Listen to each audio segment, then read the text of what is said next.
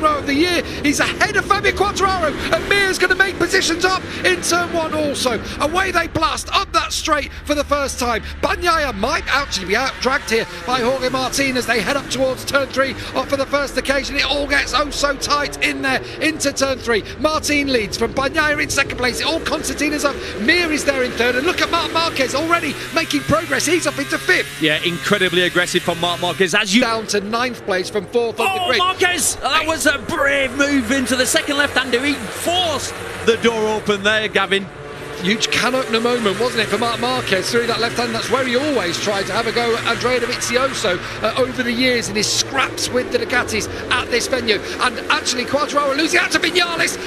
There's no love lost between them this weekend. Vinales has really been sticking the needle in to Fabio Quartararo. Across the line we go at the end of this first lap then. It's all settled down a little bit.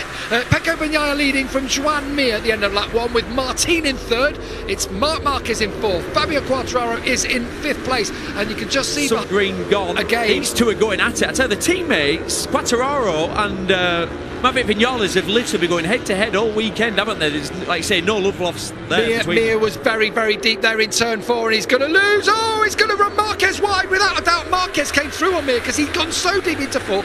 But Mir straight back just as Quartararo was attacking, and suddenly Quartararo goes from 6th as he was out of turn 3, and he's up into 3rd place. All the cards just fell for him there. Yeah, the problem is that they've just been a little bit too aggressive with each other, racing each other to the next corner. Whilst all that's... Pedrosa, I've just seen his name drop down the timing sheet. Oh, that's no good. We're going to have a red flag. I can't believe we're going to have a red flag. The last 2 times we've raced it. Lorenzo Savadori, who's there with him. Somebody else has 2 bikes on down. Fire in the middle of the track. This is a red flag, and it's gone. It's gone out as a red flag, and that is the right decision straight away. So... what happened there? Look at the arguments going on between Aleix and Marc Marquez. Oh, Aleix, just 1 second. He's too busy remonstrating there with Marc Marquez, and almost collected on the outside of him. I think it was Alex Marquez. Lorenzo Savadori's down. I'm assuming that was Dani Pedrosa that's going to be dropped. It was Dani Pedrosa. Thankfully, he's okay. We couldn't see because the smoke. Thankfully, he's walking away from that one. But that was really messy. Lorenzo Savadori looks like he's holding his right shoulder there. Looks like both riders are okay. Okay in inverted commas for Lorenzo Savadori. Doesn't look too serious. Yeah, and thank goodness for that. That's the first thing. Let's hope that. Oh my goodness me, this is not getting any better, is it? Savadori, yeah, this is not getting better. Savadori was quite a way behind Dani Pedrosa. That's the fuel tanks.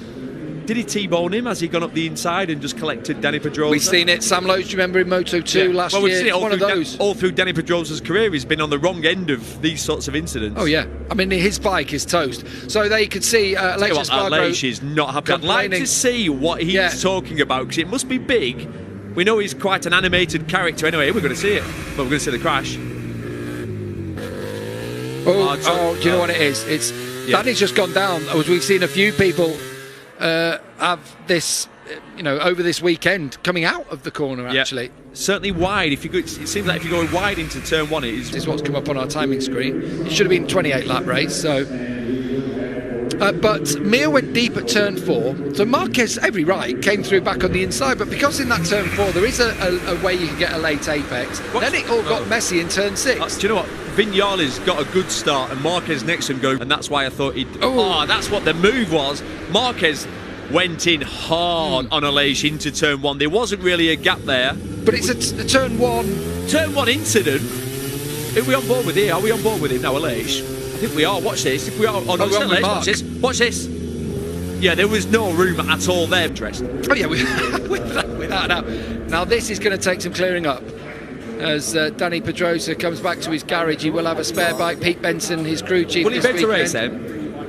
And I'm not sure. I wouldn't have thought so. It's a new race though, isn't it? Normally when the red flag is, you've got to bring the bike back. But in the first 3 laps, I think if you cause it, I'm not sure that's going to be allowed. We haven't actually seen the incident, have we? But we know exactly what has happened there. It's such a shame for Dani, because he's had a real solid weekend, been the fastest KTM rider pretty much throughout FP1, 2, 3 and 4. Lost out a little bit in qualifying, but he's looked really strong. What's important as a test rider though, they always want you to complete the race.